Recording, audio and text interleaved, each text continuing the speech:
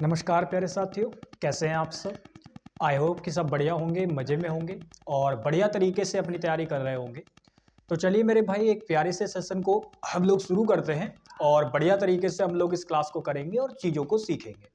तो हम लोगों ने 10th चैप्टर शुरू किया था और इसमें मैं आपको 2 क्लासेस अब तक करा चुका हूँ, जिसमें मैंने आपको 10th के बारे में बेसिक बातें बताई पहले, और फिर मैंने आपको 10th के बारे में कुछ इंपॉर्टेंट बातें बताई और कुछ मैंने आपको कॉन्सेप्ट भी कराए।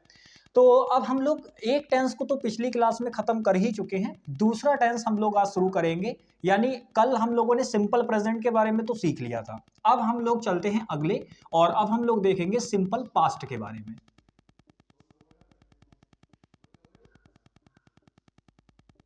सिंपल पास्ट के बारे में अब हम लोग देखेंगे कि ये सिंपल पास्ट जो होता है तो क्या होता है। देखिए, पास्ट का मतलब मैंने आपको अच्छी तरीके से बताया था। जैसे ये आपका मेरे भाई पॉइंट ऑफ टाइम में अभी जो है वो प्रेजेंट है, तो इससे पहले हुई सारी घटनाएं जो होती हैं वो पास्ट के अंदर आती हैं और उनको दिखाने के लिए हम पास्ट टेंस का यूज करते हैं। ये बात मैंने आपको बताई थी जी मेरे भाई। तो सिंपल पास्ट को ही हम लोग, अगर आप इसको दूसरी भाषा में कहें तो आप इसको ही मेरे भाई पास्ट इंडेफिनिट भी कहते हैं। तो बिल्कुल भी कंफ्यूज नहीं होना है कि ये सिंपल पास्ट क्या अलग चीज होती है। नहीं मेरे भाई, दोनों ही सेम बातें हैं, बस कहने का तरीका अलग है।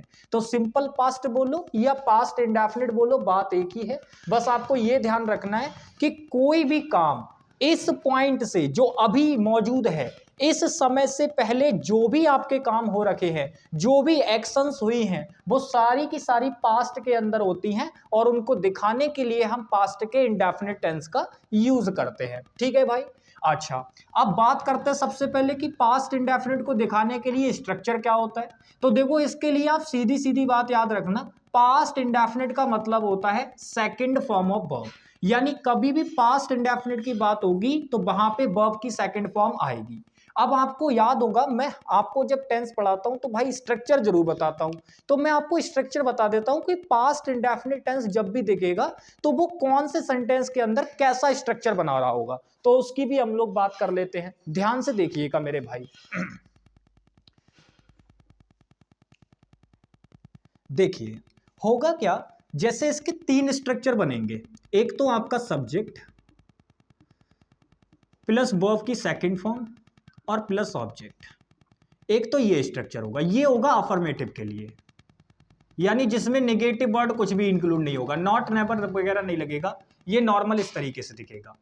अच्छा, अगर मैं बात करूं तो एक स्ट्रक्चर आपका ये भी होगा, सब्जेक्ट होगा और जैसे ही ना इसमें निगेटिव अप्लाई होगा, तो आपको याद होगा निगेटिव और इंट्रोगेटिव के लिए जब हम प्रेजेंट इंडेफिनिट पढ़ रहे थे तो वहां पे डू और डज आ जा रहा था, लेकिन यहां पे केवल एक ही चीज रहेगी और वो क्या है मेरे भाई, अपने आप में डिड। तो आप यहां पे डिड इंक्लूड कर लेंगे और फिर लगाएंगे नॉट, और अब सेकंड फॉर्म ऑफ वर्ब नहीं आएगी, अब फर्स्ट फॉर्म आएगी, क्योंकि ये जो डिड होती है ये कसर पूरी कर देती है सेकंड फॉर्म ऑफ वर्ब की।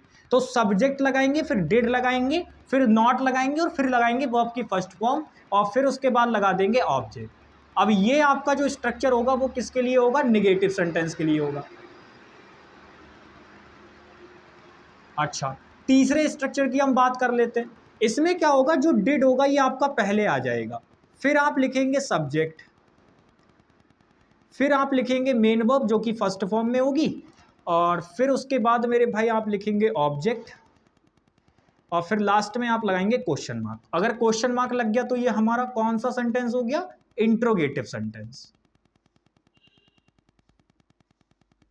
तो अब यहां से आपको क्या बात समझ में आई, यहां से बस मैंने केवल इतनी सी चीज बताने की कोशिश की है, जो आपका पास्ट इंडेफिनिट होता है वो वर्ब की सेकंड फॉर्म ऑफ वर्ब होता है और इसको हम इन सेंटेंस के अंदर जब यूज करेंगे तो ये कुछ इस प्रकार का स्ट्रक्चर बनाएगा। अगर आपका नॉर्मल अफर्मेटिव स्टेटमेंट है तब तो कोई दिक्कत नहीं, नॉर्मल आपको main verb second form of verb में नजर आ जाएगी। लेकिन अगर मेरे भाई निगेटिव या इंट्रोगेटिव हो गया तो उसके अंदर आपको डिड देखने को मिलेगा। और मैं आपको यहाँ पे एक पॉइंट और भी बताना चाहूंगा मेरे भाई, ये जो डिड होता है इसे कोई फर्क नहीं पड़ता, चाहे आपका सब्जेक्ट सिंगुलर हो चाहे आपका सब्जेक्ट प्लूरल हो, ये दोनों के ही साथ आ जाता है। लेकिन डू और डज के साथ ऐसा नहीं होता, उसके साथ में आप याद रखना जो डू होता है वो प्लूरल आपके सब्जेक्ट के लिए आएगा और जो आपका मेरे भाई आपका डज होता है वो सिंगुलर सब्जेक्ट के लिए आता है। तो ये छोटी सी बात आप लोग याद रखिएगा, ठीक है। तो अब हमने स्ट्रक्चर की बात कर ली, अब हम बात करते हैं इसके यूजेस की, ठीक है। तो यूजेस की बात कर लेते हैं। ये स्ट्रक्चर मैंने आपको समझा दिया और आपको बस इतना ही ध्यान रखना है कि निगेटिव और इंट्रोगेटिव में डिड वाली स्ट्रक्चर इंक्लूड हो जाएगा, डिड वर्ब आ जाएगी, और नॉर्मल अफर्मेटिव होगा तब तो कोई दिक्कत नहीं, मेन वर्ब को हम क्या कर देंगे, सेकंड फॉर्म ऑफ वर्ब में कर देंगे, ठीक है। चलिए अब हम लोग जो है इसके कॉन्सेप्ट देख लेते हैं और इसके यूजेस देख लेते हैं। तो आपको याद होगा मैंने कहा था कि कोई भी अगर टेंस आप पढ़ रहे होंगे तो उसको ठीक से काम कराने के लिए आपको केवल टेंस पर ना देखकर टाइम को भी देखना होगा। अगर टाइम एक्सप्रेशंस के अकॉर्डिंग चलोगे तो आपको बहुत आसानी हो जाएगी चीज़ों को पता करने में। तो सबसे पहले मैं आपको कॉन्सेप्ट में उसके यूजेस बताने वाला हूं।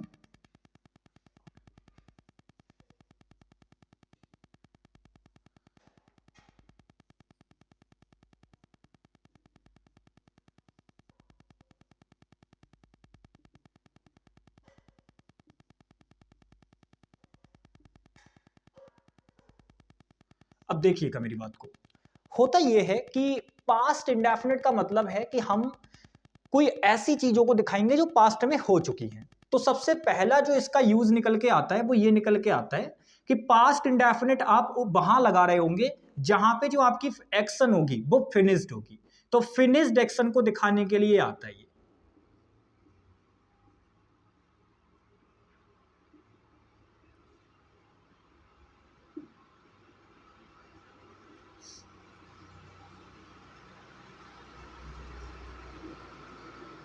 ठीक है भाई। तो वहां से आपको पहला पॉइंट ये समझना है कि जो हमारा पास्ट इंडेफिनिट होता है इसका यूज हम कहां करते हैं। तो पहले यूज में मैंने आपको बताया कि जो पास्ट इंडेफिनिट होता है इसको फिक्स्ड एक्शन को दिखाने के लिए फिनिश्ड एक्शन को दिखाने के लिए इसको यूज किया जाता है। फिनिश्ड एक्शन का मतलब समझते हो?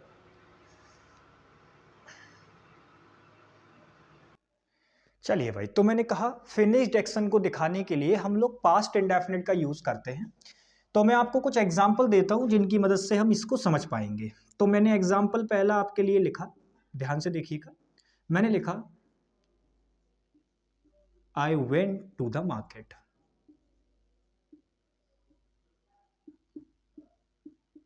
अब आप इस एग्जाम्पल में समझने की कोशिश करो। मैंने कहा I went to the market. अब आप नोटिस करो इसके अंदर मैंने ये जो वेंट लगाई है ये कौन सी फॉर्म ऑफ वर्ब है। तो आप तुरंत देखकर बता देंगे कि भैया जी फर्स्ट फॉर्म होती है गो, सेकंड फॉर्म होती है वेंट। तो ये जो यहां पर हमें दे रखी है ये वर्ब की सेकंड फॉर्म है। और आपको पता है ये सेकंड फॉर्म यहां पे क्या दिखा रही है, ये दिखाने की कोशिश कर रही है कि ये जो एक्शन इस सेंटेंस के अंदर हुआ है वो अपने आप में कंप्लीट हो चुका है। जैसे मैं मार्केट गया तो मेरे भाई गया ये कंप्लीट हो गया एक्शन अपने आप में। और अगर एक्शन कंप्लीट हो गया तो उसको दिखाने के लिए हम वर्ब की सेकंड फॉर्म का यूज करते हैं।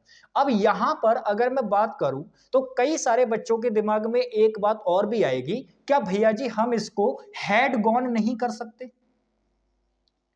कई बच्चों के दिमाग में यह प्रश्न आ सकता है कि भैया जी क्या इसको हैड गॉन नहीं किया जा सकता? हैड गॉन का मतलब भी तो यही होता है कि यह भी फिनिश्ड एक्शन को दिखाने के लिए आता है। मेरी बात को समझ रहा, आप कभी भी पास्ट के मेरे भाई जो परफेक्ट टेंस होते हैं उसको यूज ऐसे डायरेक्ट नहीं कर सकते।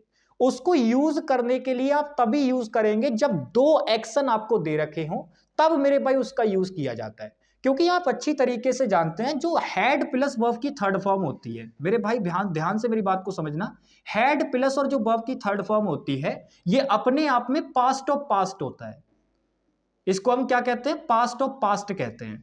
तो अब आप समझो कोई काम पास्ट में हुआ और कोई काम उससे भी अगर पहले हुआ है तो उसको दिखाने के लिए आप मेरे भाई पास्ट के परफेक्ट टेंस का यूज करते हैं। तो डायरेक्ट कभी भी अगर आपको ऐसे नॉर्मल लिख के दे दिया जाए तो मेरे भाई वो अपने आप में ठीक नहीं होता।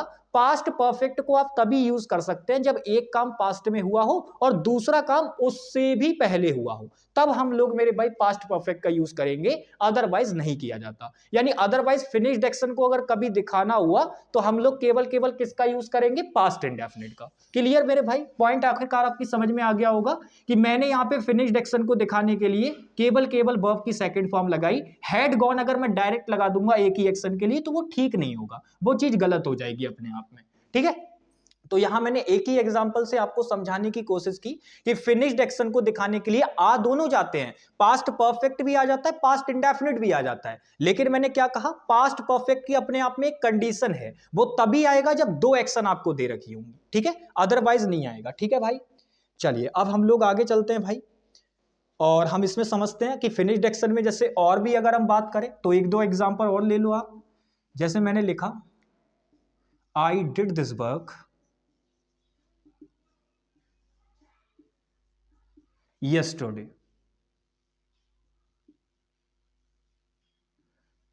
अब मैंने ये क्वेश्चन लिखा, अब आप इसमें अगर नोटिस करोगे तो आपको फिर से वही दिखाई देगा कि भाई यहां पर भी हमने जो लगा रखी है वो सेकंड फॉर्म ऑफ वर्ब लगा रखी है। तो इसका मतलब यहां पर मैं ये कहना चाह रहा हूं, I did this work yesterday, मैंने ये काम कल किया। अब मैंने ये काम कल किया, कल किया मतलब काम हो चुका है, और काम हो चुका है मतलब एक्शन फिनिश्ड है। तो मैंने कहा था फिनिश्ड एक्शन को दिखाने के लिए हम लोग सेकंड फॉर्म ऑफ वर्ब का यूज कर सकते हैं। और यहां पर जो ये लगा रखा है ये आपका एडवर्ब ऑफ टाइम है। तो आप मेरी बात ध्यान से एक समझ के रखिएगा, जो मेरे भाई ये जो फिनिश्ड एक्शन को दिखाने के लिए होते हैं, क्योंकि मैंने आपसे जैसे आपको मैंने सिंपल प्रेजेंट में कुछ टाइम एक्सप्रेशंस बताए थे, वैसे ही ना पास्ट के लिए भी कुछ होते हैं। तो वो एक्सप्रेशंस मैं आपको लिखा रहा हूं, वो कभी भी आपको देखने को मिलेंगे ना तो सीधा सीधा आपको वहां पे क्या अप्लाई करना होगा, पास्ट का इंडेफिनिट अप्लाई करना होगा। तो चलिए शुरू करते हैं, और मैं आपको कुछ टाइम एक्सप्रेशंस लिखा देता हूं, आप उनको ध्यान से रखिएगा। ठीक है भाई, चलिए तो मैं कुछ आपको टाइम एक्सप्रेशन यहां पे दिखा रहा हूं, आप उन एक्सप्रेशंस पे ध्यान दीजिएगा। देखो होता क्या है, आपने येस्टरडे लिखा हुआ देखा होगा, ध्यान से मेरी बात समझिएगा। कुछ टाइम एक्सप्रेशंस में यहां पे आपको लिखा रहा हूं, जैसे येस्टरडे हो गया, एगो हो गया, ठीक है। ऐसी अगर हम बात करें तो मेरे भाई येस्टरडे ऐड हो किसी टाइम में, एगो दे रखा हो आपको, या अगर हम आपसे बात करें तो आपको कोई पास्ट का टाइम दे रखा हो, नॉर्मल पास्ट का टाइम। अब पास्ट का टाइम का मतलब समझ रहे हो, कौन सा पास्ट का टाइम, जैसे कोई आपको दिन दे रखा हो पुराना, डे वगैरह कुछ दे रखा हो, या हो सकता है आपको कोई मेरे भाई सन दे रखी हो, यानी ईयर दे रखा हो कोई, या हो सकता है कोई मंथ दे रखा हो पास्ट का। तो ये सारी चीजें, ठीक है, तो ये पास्ट के टाइम होते हैं आपके। तो अगर ये कभी दे रखे होंगे तो इनके लिए भी मेरे भाई,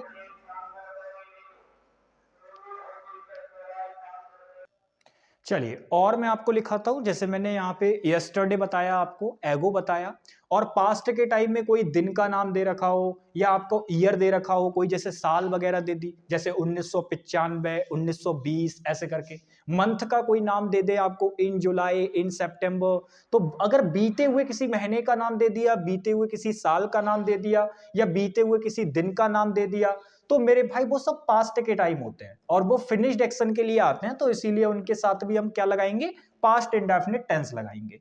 अच्छा और भी होते हैं, जैसे अगर मैं बात करूं तो मेरे भाई लास्ट के साथ में भी आपको यही चीज देखने को मिलेंगी। जैसे लास्ट के साथ में नाइट लिख के दे सकता है, आपको डे लिख के दे सकता है, ठीक है, आपको मूवमेंट लिख के दे सकता है, ठीक है। तो ये चीजें भी मेरे भाई आपको देखने को मिल सकती है। तो लास्ट के साथ अगर आपको देखने को मिले कोई भी टाइम एक्सप्रेशन लास्ट के साथ में आपको लगा के दे दे, तो ये याद रखना, ये लास्ट जो होता है ये भी बीते हुए को दिखाता है, ठीक है, बीते हुए को, ठीक है। तो उस वजह से मेरे भाई क्या होता है कि ये भी अपने आप में एक ऐसा टाइम एक्सप्रेशन बन जाता है जो कि पास्ट की घटना को दिखाता है। और अगर ये पास्ट की घटना को दिखाएगा तो इसके लिए भी कौन सा टेंस यूज करेंगे, पास्ट इंडेफिनिट। तो मैंने आपको यहाँ पे कुछ टाइम एक्सप्रेशन लिखा दिए हैं, और इन्हीं के अंदर सारे के सारे इंक्लूडेड हो जाएंगे। जैसे आपके माइंड में आ रहा होगा, भैया जी अगर इन जुलाई लिखा हुआ हो तो क्या करेंगे, तो मेरे भाई क्या ये अपने आप में पास्ट टाइम नहीं हो गया मंथ का। अब जुलाई अगर मैं बात कर रहा हूं तो मेरे भाई अभी अगर मैं जुलाई की बात करूं तो जुलाई आने वाला जुलाई भी हो सकता है, बीता हुआ भी हो सकता है। तो वो उसके अंदर कोई ना कोई हिंट ऐसी बनाएगा जिससे पता चल जाएगा कि हम किस जुलाई की बात कर रहे हैं। अगर बीते हुए जुलाई की बात कर रहे होंगे तो वहां पे हम लोग फिनिश्ड एक्शन मान के चलेंगे और अपना पास्ट इंडेफिनिट लगा देंगे।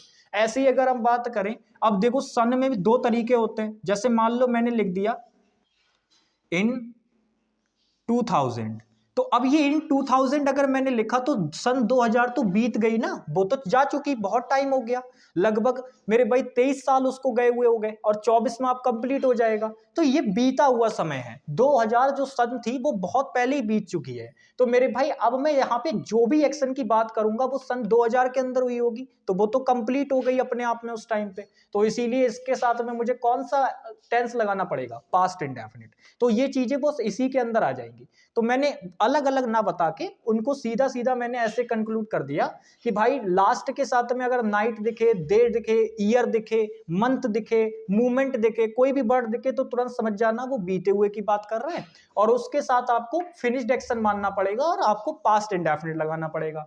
एगो भी आपका यही दिखाता है कि भाई कुछ देर पहले कोई काम हुआ है तो एगो बोल देते हैं उसके लिए, तो वो भी फिनिश्ड एक्शन को दिखाएगा।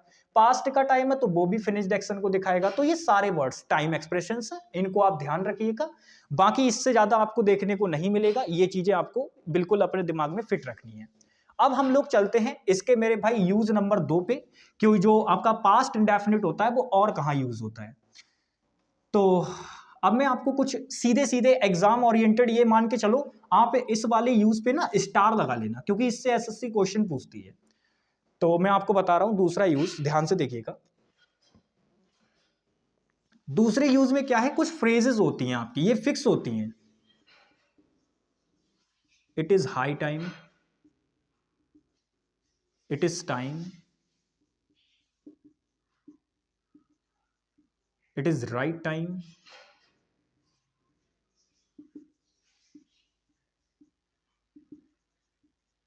ठीक है, इट इज अबाउट टाइम, बहुत होती हैं।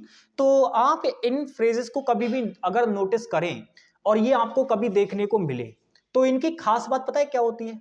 It is high time, it is about time, it is right time, it is time, ये फ्रेज होती हैं, और इनके साथ में क्या होता है कि ये बताने की कोशिश करती हैं कि अब यही सही समय है इस काम को करने का। ऐसे करके इनका कुछ मीनिंग बनता है कि अब ये सही समय है, अब हमें इस काम को कर लेना चाहिए। तो होता क्या है कि इसके साथ में एग्जामिनर जो आपको लगा के देगा, मेरी बात समझिएगा, जो एग्जामिनर आपको लगा के देगा वो शुड प्लस वर्ब की फर्स्ट फॉर्म लगा के देगा। एग्जामिनर आपको जो लगा के देगा शुड प्लस वर्ब की फर्स्ट फॉर्म, या हो सकता है कुछ और लगा के दे दे, बट मोस्ट ऑफ केसेस में यही लगा के देता है। मैं उसका रीजन बताऊंगा आपको ऐसा क्यों करता है एग्जामिनर। क्योंकि होता यह है, जब हम ऐसे बोलते हैं ना इट इज हाई टाइम, यही सही समय है, अब इस काम को करना चाहिए, तो वहां मेरे भाई शुड की सेंस इंक्लूड हो जाती है, जिस वजह से एग्जामिनर क्या करता है, शुड को रख देता है, और बच्चा पढ़ के निकालता है मीनिंग, और मीनिंग निकालता है तो उसको लगता है यार ये तो ठीक है। लेकिन मेरे भाई आप मेरी बात को ध्यान से सुन लो, होता यह है कि ये जो आप लिखे हुए हैं मीनिंग इसी की बनती है, सेंस इसी की आती है, लेकिन आप इसको यूज नहीं कर सकते। सेंस इसी की बनेगी लेकिन यूज नहीं करेंगे इसको। इसकी जगह पे जो हमें यूज करना होता है वो वर्ब की सेकंड फॉर्म यूज करनी होती है, ये इसका कॉन्सेप्ट है। तो it is high time, it is about time, it is right time, अगर कभी भी मेरे भाई आप बोलोगे तो उस केस में आपको सेंस शुड प्लस वर्ब की फर्स्ट फॉर्म की बनेगी, लेकिन उसको यूज नहीं करेंगे, यूज करेंगे सेकंड फॉर्म ऑफ वर्ब। सीधा सीधा कॉन्सेप्ट है, एग्जाम ओरिएंटेड कॉन्सेप्ट है, एसएससी क्वेश्चन पूछती है, चाहे वो शुड प्लस वर्ब की फर्स्ट फॉर्म लगा के दे या आपको हेड प्लस वर्ब की थर्ड फॉर्म लगा के दे, सारी चीजें गलत हो जाएंगी, केवल केवल क्या लगाना होगा, second form of verb. Clear है मेरे भाई, बहुत बढ़िया। तो ये कॉन्सेप्ट आपको बिल्कुल अपने दिमाग में फिट रखना है बिल्कुल, क्योंकि ये थोड़ी सी देरी के सेंस में आता है कि भाई थोड़ी देर हो चुकी है, अब इस काम को करना चाहिए बिल्कुल हमें, ये चीज होती है। तो जैसे मैं आपको कुछ एग्जांपल अगर दूं तो आप कर देंगे इस पे बेस, जैसे मैंने लिखा it is right time,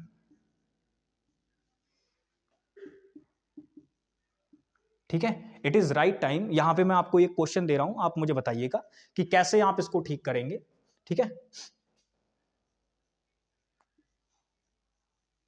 we should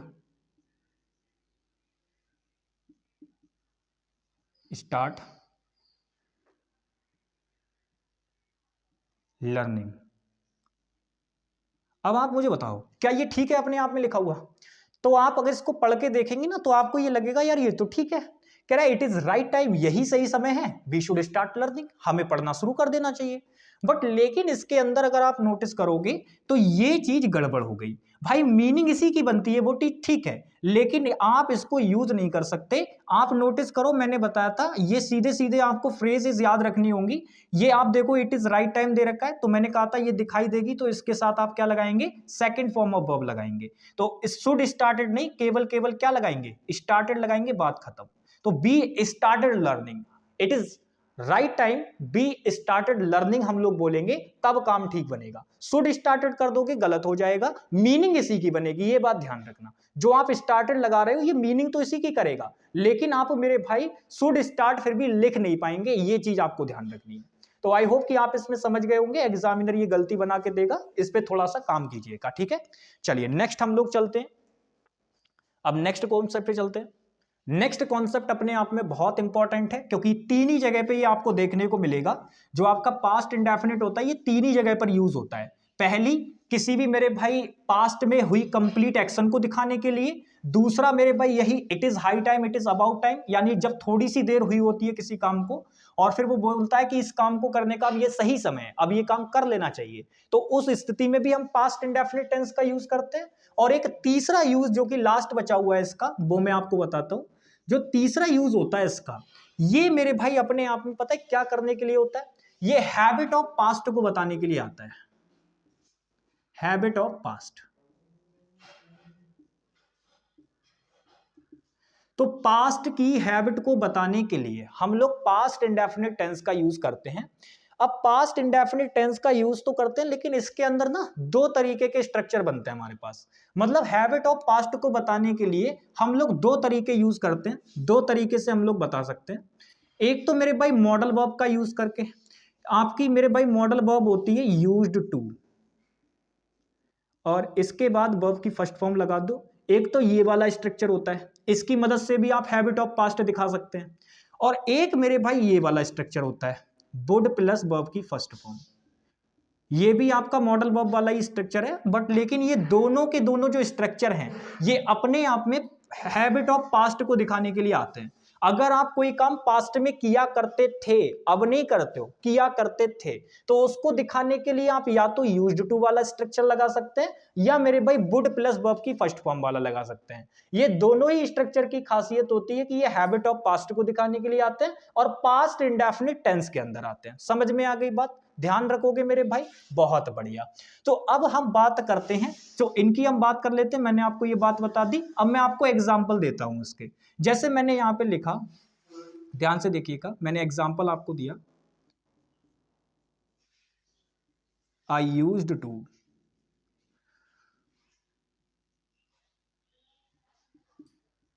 eaten mangoes. अब मैंने ये लिखा, क्या ये ठीक है अपने आप में? तो आप तुरंत बोल दोगे भैया जी आपने ये चीज गलत कर दी। कैसे गलत हो गई, देखो, हम अगर नोटिस करें तो मैंने यूज्ड टू लगाया। अब आप अच्छी तरीके से जानते हैं यूज्ड टू एक मॉडल वर्ब होती है, जो कि अपने आप में क्या करती है कि वो पास्ट की हैबिट को दिखाने के लिए आती है, या किसी ऐसे काम को दिखाने के लिए आती है जो आप पास्ट में रूटीन फॉलो करते थे। तो मैंने कहा I used to eaten mangoes, तो भाई सबसे बड़ी गड़बड़ तो यही हो गई कि आपने टू के बाद में ये लगा दिया। वैसे अगर मैं बात करूं तो ये टू के अलग अलग फंक्शन होते हैं, लेकिन खासकर बात ये है कि ये यूज्ड टू अपने आप में कंप्लीट एक मेरे भाई क्या है, मॉडल वर्ब है। और आप अच्छी तरीके से जानते हैं मॉडल वर्ब केवल हेल्पिंग वर्ब का काम करती है, और मॉडल वर्ब हेल्पिंग वर्ब का जब काम करती है और सीधे, क्योंकि और किसी का तो काम करेगी नहीं, तो इसके बाद होता क्या है, हमेशा आप जो वर्ब लगाएंगे वो बेस फॉर्म ऑफ वर्ब होती है। तो भाई इसके बाद हमें फर्स्ट फॉर्म लगानी पड़ेगी, तो यहां ईट नहीं आएगा, क्या वो सॉरी ईटन नहीं आएगा, ईट आएगा, ईट लगाएंगे आप यहाँ पे, ठीक है। तो हम क्या बोलेंगे, I used to eat mangoes. भाई मैं आम खाया करता था, बचपन में मैं क्या था, आम खाया करता था, तो मैंने बचपन मेंशन नहीं किया है, बस अगर मैंने यूज्ड टू लगाया तो तुरंत समझ जाओ कि यहां पे मैं मेरे भाई हैबिट ऑफ पास्ट की बात कर रहा हूं। अगर मैंने यूज्ड टू लगाया तो मैं यहां पे हैबिट ऑफ पास्ट की बात कर रहा हूं, ये आप समझ जाओ। अच्छा, इसी सेंटेंस को लिखने के लिए मैं दूसरा स्ट्रक्चर भी यूज कर सकता हूं, ये वुड से भी मैं इसको लिख सकता हूं, यानी अगर मैं इसको ऐसे लिख दूं तब भी कोई फर्क नहीं पड़ेगा। जैसे मैंने ऐसे लिख दिया, आई वुड ईट मैंगोस, तो अब भी ऐसा नहीं कि इसमें कुछ गड़बड़ हो गया, अभी भी ये हैबिट ऑफ पास्ट दिखा रहा है। रीजन, क्योंकि मैंने क्या कहा था, वुड प्लस वर्ब की फर्स्ट फॉर्म कभी भी आएगा तो वो अपने आप में हैबिट ऑफ पास्ट दिखाता है। तो आई वुड ईटन मैंगोज का मतलब हो गया मैं आम खाया करता था। तो ये भी मेरे भाई अपने आप में हैबिट ऑफ पास्ट को दिखाने के लिए आया है। तो आप हैबिट ऑफ पास्ट को दिखाने के लिए दोनों में से किसी भी स्ट्रक्चर का यूज कर सकते हैं। तो मेरा जो पर्सपेक्टिव था इसको समझाने का वो बस यही था कि यूज्ड टू के साथ में भी आप मेरे भाई हैबिट ऑफ पास्ट को दिखा सकते हैं और वुड प्लस वर्ब की फर्स्ट फॉर्म के साथ में भी दिखा सकते हैं। अब यहां पर एक सबसे इंपॉर्टेंट फंडा आता है कि भैया जी इसी से क्वेश्चन बनेगा। देखो मेरे भाई होता ऐसा है, क्वेश्चन इससे ऐसे नहीं पूछता डायरेक्ट आपसे, ये तो सिर्फ आपकी अंडरस्टैंडिंग के लिए है कि हैबिट ऑफ पास्ट को दिखाने के लिए आप यूज्ड टू प्लस वर्ब की फर्स्ट फॉर्म का यूज कर सकते हो या वुड प्लस वर्ब की फर्स्ट फॉर्म का यूज कर सकते हो। लेकिन क्वेश्चन यहां से नहीं पूछता, क्वेश्चन पूछता है इसके डिफरेंस से। अब आप कहेंगे भैया डिफरेंस क्या है, देखो वो मैं आपको बताता हूं। असल में यहीं पर हैबिट ऑफ पास्ट के अंदर आपको एक चीज समझनी पड़ती है। उसका रीजन ये है कि इसमें जो हम ये यूज्ड टू वाला स्ट्रक्चर यूज करते हैं इसके साथ एक लोचा होता है, वो लोचा आपको समझना पड़ेगा। क्या लोचा है वो भाई, देखिए समझते हैं उस लोचे को भाई। देखो होता ये है, दो स्ट्रक्चर होते हैं, एक तो आपका होता है यूज्ड टू प्लस वर्ब की फर्स्ट फॉर्म, एक ये स्ट्रक्चर होता है, और एक स्ट्रक्चर होता है बी की फॉर्म प्लस यूज्ड टू और प्लस वर्ब की फर्स्ट फॉर्म में आईएनजी। अब पहली चीज तो आप ये समझ लो कि दोनों ही स्ट्रक्चर अपने आप में ठीक है। ये वाला स्ट्रक्चर भी ठीक है और ये वाला स्ट्रक्चर भी ठीक है। यहां जो बी की फॉर्म आपने लगा रखी है इसकी जगह पे आपको देखने को मिलेगा इज, आर या फिर एम। रीजन मैं आपको अभी बताऊंगा, क्योंकि इसकी जगह पे आपको इज आर एम इसलिए देखने को मिलेगा, ये वाला जो स्ट्रक्चर होता है इसकी मदद से ना आप किसी प्रेजेंट की हैबिट को दिखा सकते हैं। अब आप कहेंगे भैया प्रेजेंट की हैबिट को दिखाने के लिए तो आपने बताया था कुछ वर्ड्स होते हैं, वो वर्ड्स आपने लिखा भी रखे हैं। बिल्कुल मेरे भाई मैंने कुछ वर्ड्स भी लिखा रखे हैं, लेकिन कई बार क्या होता है कि उन वर्ड्स को ना लिखकर वो इस तरीके से भी हैबिट दिखा देता है। तो आप याद रखिएगा, अगर वो बी यूज्ड टू के साथ अगर हैबिट दिखाने की कोशिश कर रहा होगा तो वो अपने आप में प्रेजेंट की हैबिट दिखा रहा होगा, और वहां बी की जगह पे जो आपको देखने को मिलेगा वो इज आर एम ही देखने को मिलेगा, इसके अलावा और कुछ देखने को नहीं मिलेगा। तो अगर इज आर एम के साथ में आपको यूज्ड टू देखने को मिल जाए तो उसके बाद वर्ब की फर्स्ट फॉर्म में आईएनजी आएगी। अब मैं आपको यहां पे सारी बातें लिखा देता हूं। जैसे मैंने कहा ये यूज्ड टू प्लस वर्ब की फर्स्ट फॉर्म जो होती है ये पास्ट की हैबिट को दिखाने के लिए आता है, ठीक है, और ये वाला जो होता है ये प्रेजेंट की हैबिट को दिखाने के लिए आता है, प्रेजेंट की हैबिट या फिर रिपीटेड एक्शन, ठीक है, ये चीजें तो ये आपको याद रखना है। अब दूसरी चीज मेरी बात ये समझो, होता क्या है बच्चा इसमें एक कंफ्यूजन रखता है और वही कंफ्यूजन से क्वेश्चन बनाती है एसएससी। कंफ्यूजन ये रखता है, उसे ये लगता है कि ये जो टू है इसके बाद तो हर हाल में वर्ब की फर्स्ट फॉर्म ही आनी है। बट मेरे भाई क्या मैंने तुम्हें एडवर्ब चैप्टर में और मेरे भाई आपको मैंने उन चैप्टर्स में पीछे जो एडजेक्टिव वगैरह पढ़ाए थे वहां मैंने आपको नहीं बताया था कि ये जो टू होता है ये ड्यूअल फंक्शन करता है, ये आपका मेरे भाई प्रेपो भी हो सकता है और ये इन्फिनेटिव भी हो सकता है। ये बात मैंने आपको बताई थी या नहीं, तो आप कहेंगे भैया बताई थी। तो आप एक बात बताओ यार, प्रेपो के बाद तो उसका ऑब्जेक्ट आता है और ऑब्जेक्ट तो नाउन प्रोनाउन होगा, लेकिन अगर इन्फिनेटिव होगा तो उसके बाद आप जानते हो वर्ब की फर्स्ट फॉर्म आनी है भाई। तो इस केस में होता क्या है, वर्ब की फर्स्ट फॉर्म कभी भी ऑब्जेक्ट का काम थोड़ी ना कर जाएगी, वो तो गलत है क्योंकि ऑब्जेक्ट का काम तो कोई नाउन प्रोनाउन करेगा। तो इसी वजह से हमें वर्ब की फर्स्ट फॉर्म को आईएनजी में बदलना पड़ता है, जिससे कि वो जीरंड के रूप में आ जाती है, और जीरंड आप जानते हो वो वर्बल नाउन होता है और वो हमारे लिए ऑब्जेक्ट का काम कर लेता है आसानी से। तो इसी वजह से यहां पर टू होने के बावजूद भी हम लोग वर्ब की फर्स्ट फॉर्म में आईएनजी लगाते हैं। रीजन, क्योंकि ये जो आपका ये है ना टू, ये यहां पे मेरे भाई प्रेपो होता है, ठीक है, यानी प्रेपोजिशन होती है ये। और यहां पर ये जो टू है ये भाई पूरी की पूरी एक मॉडल वर्ब है, इसको इन्फिनेटिव कंसीडर मत करना, कहीं पता चले इसको इन्फिनेटिव मान लो, ये पूरी की पूरी मॉडल वर्ब है। ये यूज्ड टू अपने आप में पूरी की पूरी मॉडल वर्ब है। समझ पा रहे हो ना मेरी बातों को, ये चीज आपको ध्यान रखनी है। तो यहां पर ये मॉडल वर्ब के अंदर इंक्लूडेड है और यहां पर ये टू प्रेपो होती है, तो प्रेपो के बाद उसका ऑब्जेक्ट आना होता है, इसीलिए वर्ब की फर्स्ट फॉर्म में आईएनजी लगाते हैं। तो कभी भी अगर बी की फॉर्म लग रखी होगी तो मेरे भाई इस केस में यहां अगर आपको वर्ब की फर्स्ट फॉर्म लगा के दे दे तो ये चीज गलत हो जाएगी। आपको केवल केवल क्या लगाना होगा, वर्ब की फर्स्ट फॉर्म में आईएनजी। और यहां पर अगर आपको मेरे भाई टू के बाद आईएनजी या थर्ड फॉर्म या कोई और फॉर्म लगा के दे दे तो वो चीज गलत हो जाएगी। क्या समझ में आई मेरी बात? बहुत बढ़िया। तो हैबिट ऑफ पास्ट को ये आप समझ गए सारी चीजें। अगर मैं आपको एक दो क्वेश्चन दूं तो कर देंगे आप? चलिए मैं यहाँ पे क्वेश्चन देता हूं।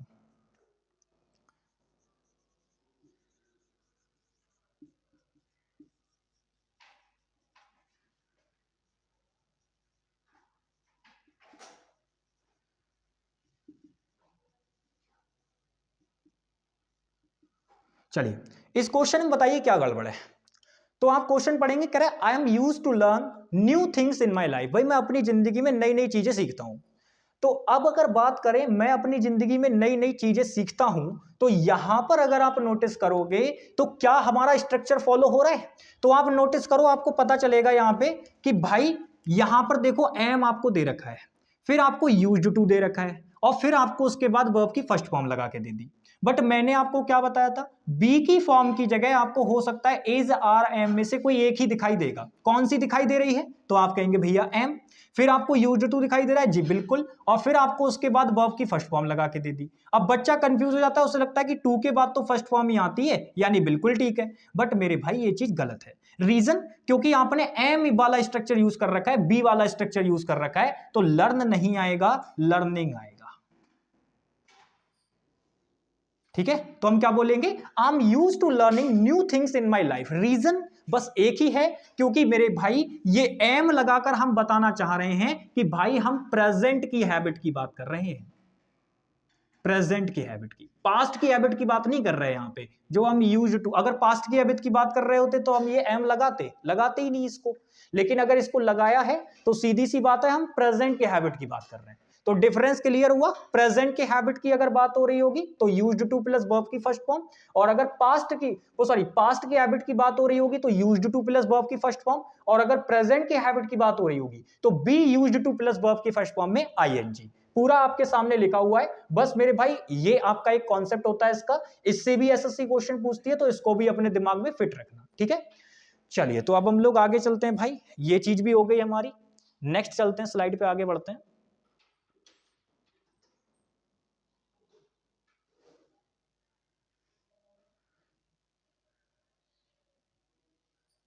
चलिए बहुत बढ़िया, तो बाकी मैं आपको सारी चीजें बता ही चुका हूं। ठीक है भाई, चलिए अब हम लोग ये बस पास्ट इंडेफिनिट आपका यहीं पर खत्म होता है, इतना ही है पास्ट इंडेफिनिट के अंदर। तो आपको इसके अंदर कितने कॉन्सेप्ट देखने को मिले? सिर्फ 3 कॉन्सेप्ट, इनको ही मेरे भाई ध्यान रखना है केवल।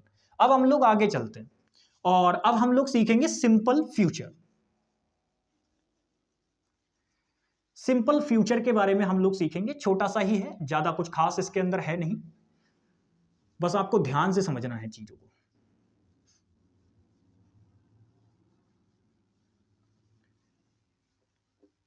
अब चाहे उसको आप सिंपल फ्यूचर बोल लो या फ्यूचर इंडेफिनिट बोल लो, कोई फर्क नहीं पड़ेगा उस।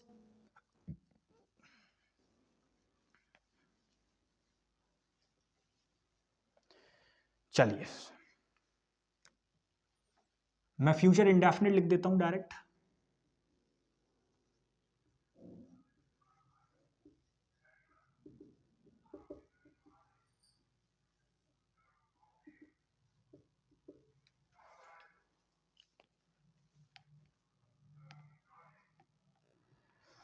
चलिए भाई, तो फ्यूचर इंडेफिनिट की हम लोग बात कर लेते हैं। देखो फ्यूचर इंडेफिनिट सीधे अगर आप इसको टाइम लाइन पे समझने की कोशिश करोगे, तो जैसे मैं हमेशा कहता हूं ये जो पॉइंट है आपका, ये अभी के लिए है, यानी प्रेजेंट के लिए।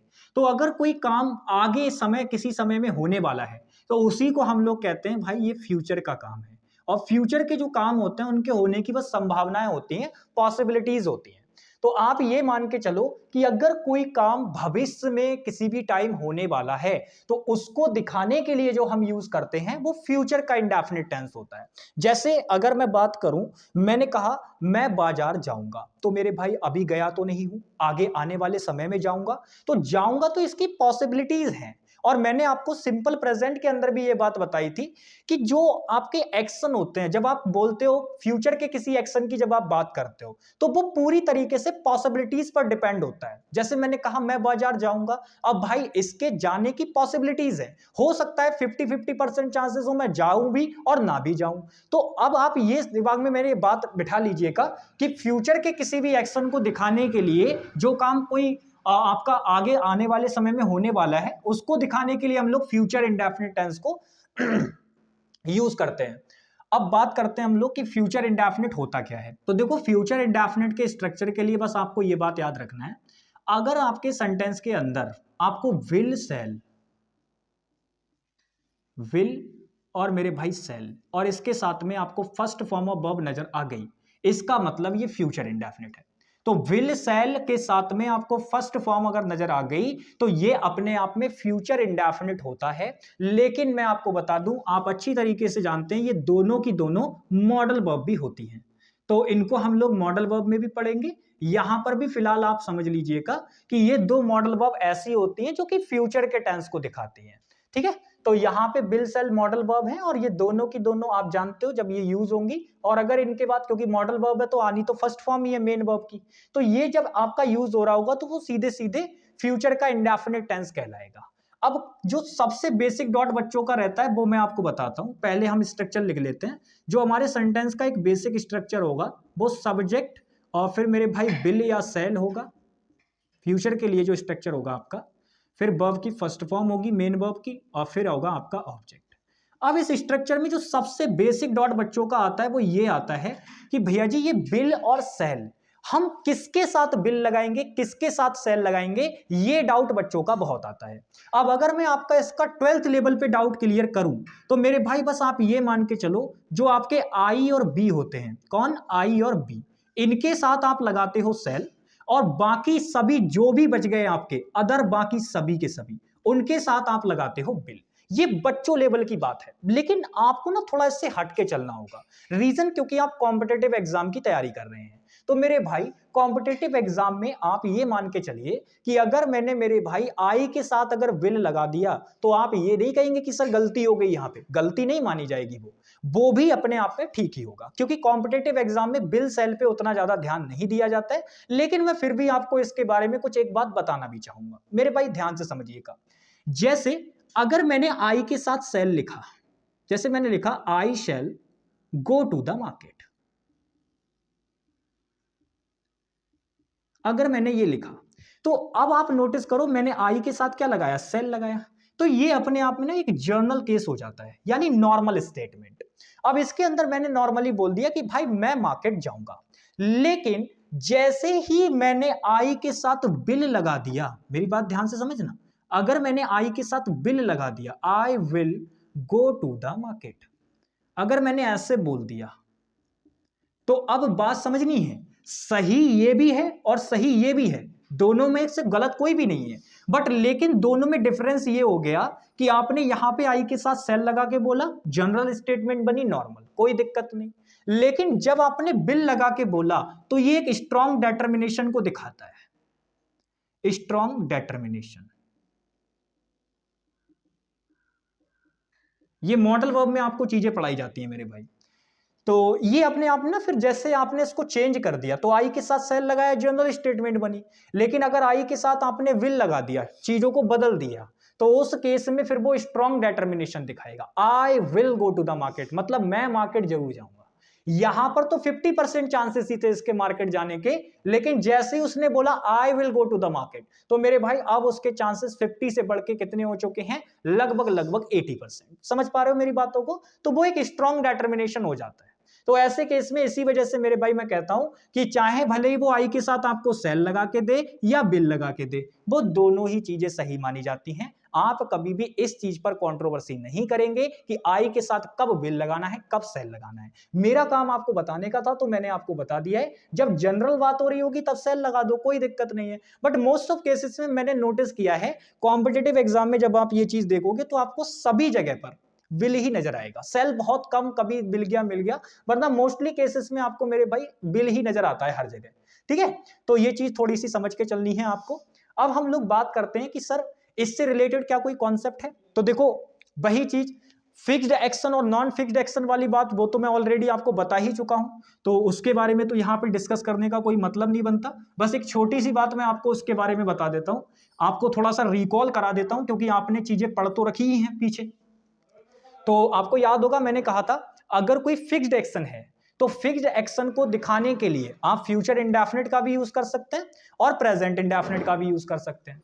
लेकिन अगर कोई नॉन फिक्स्ड एक्शन है तो उसको दिखाने के लिए आप किसी भी कीमत पे मेरे भाई प्रेजेंट इंडेफिनिट का यूज नहीं कर पाएंगे, वहां केवल जो आप यूज करेंगे वो फ्यूचर इंडेफिनिट होगा। ठीक है, बहुत बढ़िया।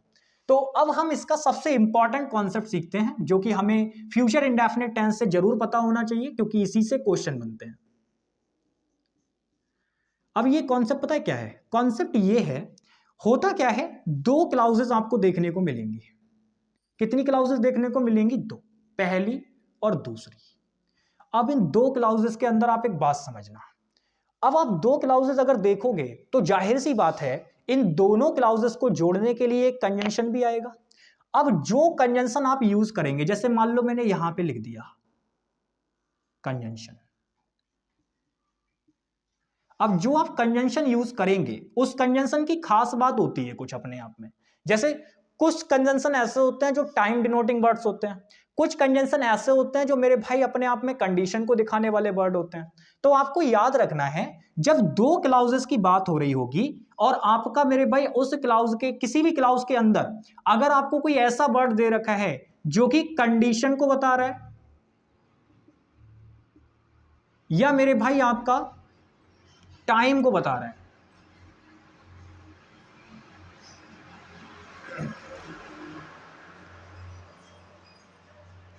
ध्यान से समझिएगा। मैंने कहा कि आपको जो कंजंक्शन वाली क्लाउज होगी उसके अंदर आपको ध्यान देना है, अगर वो कंडीशन या फिर टाइम को बता रहा होगा तो उसके साथ वाली क्लाउज के अंदर आप कभी भी विल शैल नहीं लगाएंगे।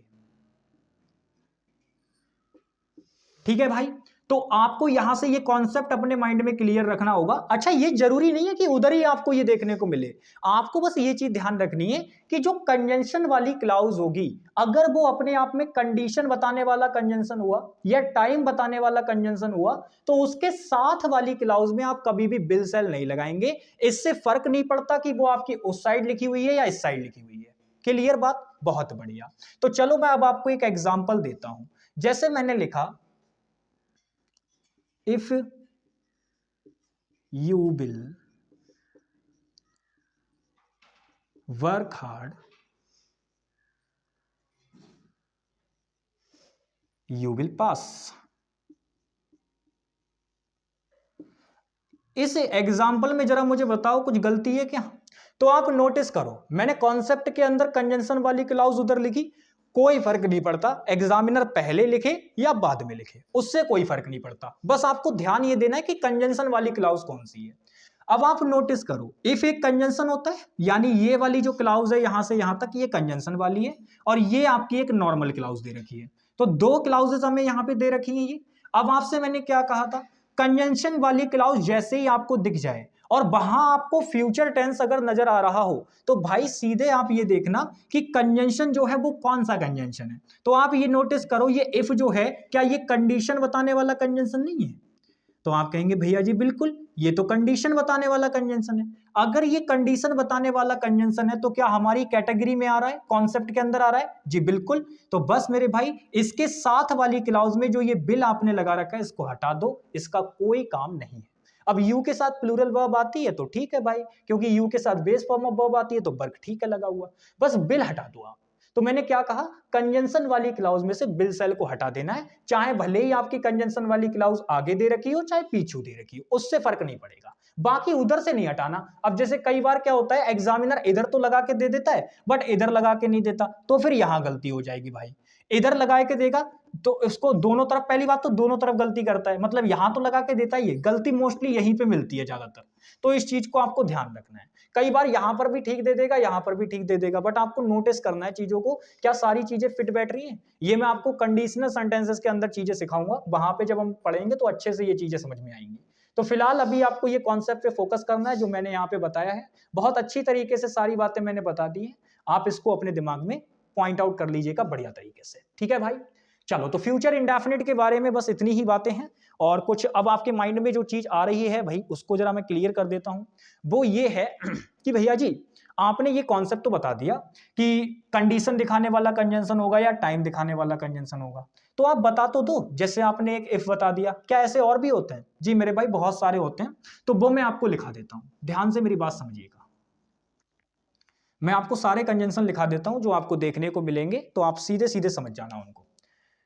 जैसे इफ हो गया, व्हेन हो गया, अनलेस हो गया, अनटिल हो गया, ठीक है, अनटिल हो गया। और अगर मैं आपको बताऊं तो मेरे भाई एज सून एज हो गया, ठीक है,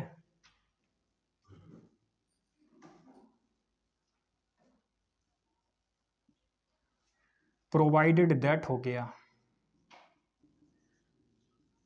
इसका मतलब होता है बशर्ते, तो ये सीधे सीधे कंडीशन रखता है, ठीक है, प्रोवाइडेड दैट हो गया। और अगर हम बात करें इन केस हो गया, बिफोर आफ्टर हो गए, इन केस हो गया, बिफोर हो गया, आफ्टर हो गया, ठीक है। तो ये सारे के सारे जो आपके वर्ड्स हैं, मैं देख लेता हूं, एक दो बच तो नहीं गया भाई, सारे के सारे हो जाने चाहिए, कोई भी बचना नहीं चाहिए भाई। एक रह गया है, वो भी लिख लो आप, टिल। तो ये जो मैंने आपके सामने वर्ड्स लिखे हैं, ये सारे के सारे अगर आप इसमें नोटिस करोगे तो इसमें मोस्टली मेरे भाई जो हैं कंडीशन और टाइम दिखाने वाले सारे के सारे वर्ड्स ये दे रखे हैं। और ये कभी भी अगर दिखाई देंगे तो आप तुरंत समझ जाना कि इनके साथ वाली क्लाउज में कभी भी फ्यूचर टेंस इस्तेमाल नहीं होगा। रीजन, क्योंकि सारे के सारे जो वर्ड्स हैं वो अपने आप में कंडीशन या फिर टाइम को दिखाने वाले हैं।